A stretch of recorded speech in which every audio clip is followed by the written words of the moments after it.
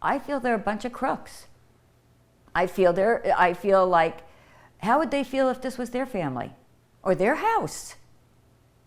This Cape Coral couple is demanding answers and accountability. It's been 16 months since Hurricane Ian made landfall, and they say they still haven't received the insurance money they need to fully restore their home. Elaine and Michael Damiano are in their late 70s, and they say they're draining their retirement savings to make their home livable. To make matters worse, they fear the people who should be working for them are withholding key information that may shed light on why their insurance claim is unresolved.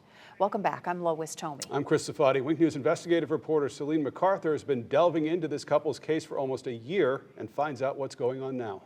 The Damianos are livid. It's been nearly 500 days since Hurricane Ian stormed through their home, and they say their insurance company, their public adjuster, and their attorney are all keeping them in the dark about what's really happening with their claim. And they believe some clues can be found in a document they can't get their hands on.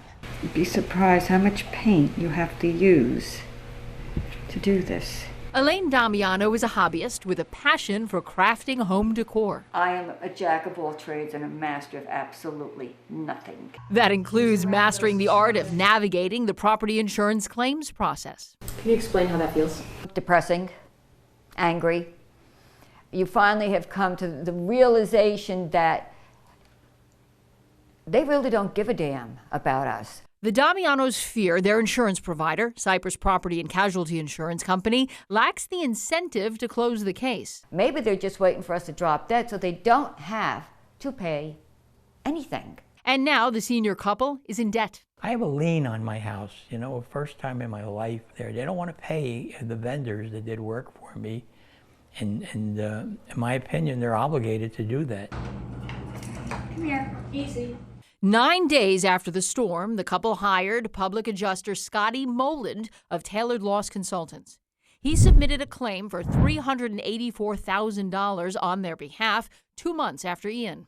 Cypress paid about $51,000 to begin renovations soon after. It was enough money to replace the roof. It's enough money to get something started. But it wasn't enough to get the job done, and Moland admits he could not get Cypress to pay out any more money. Everything that could be negotiable or workable now becomes a fight. In March of 2023, I challenged Cypress. The executive vice president admitted his company dropped the ball and issued the Damianos a check for about $115,000. Moland collected his 10% fee and brought in attorney David Scholl to represent the couple and attempt to settle with Cypress or sue.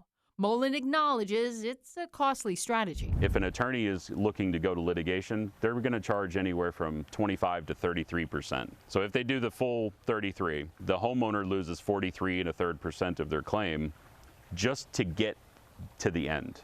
Last year, Scholl argued that every Southwest Florida homeowner should partner with a public adjuster attorney team to collectively challenge their insurance companies. They come in with a whole team of people in their interest to determine, how can I say this?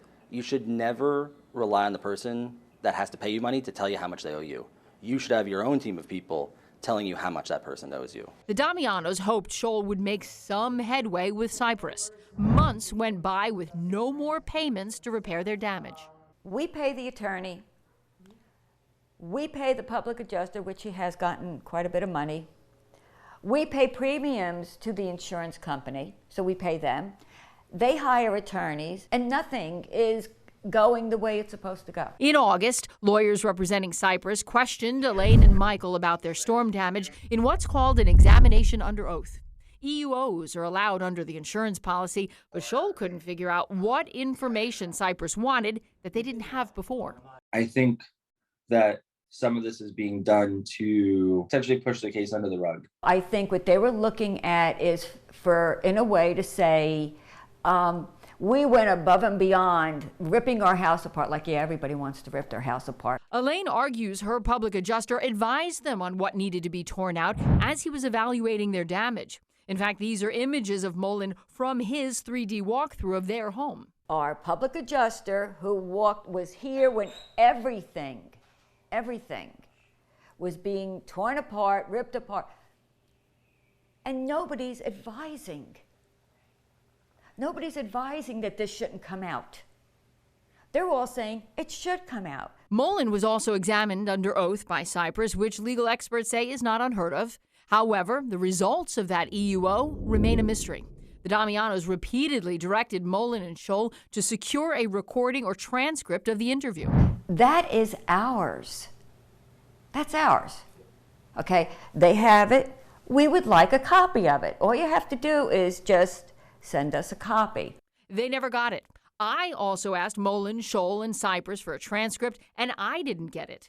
Mullen claims he asked and didn't get it. Scholl tells us he'll look into it and get back to us, and Cyprus didn't respond to us. Somebody's hiding something, because normally that public adjuster would be glad to give us this information. Our attorney would be glad to turn this information over. The Damianos say they refuse to back down from their repeated calls for responsiveness and transparency. Would you please keep us informed as to what's happening?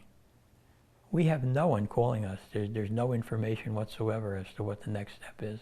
I drove up to Tallahassee to talk to Florida's chief financial officer, Jimmy Petronas, who regulates insurance in the state. We watched the Damiano story together. Seeing people hurting it's not a fun part of the job. Coming up, Petronas offers his take on what went wrong with the Damiano claim and what he's willing to do to fix the problem. I'm investigative reporter Celine MacArthur, and it's a story you'll only see on Wink News.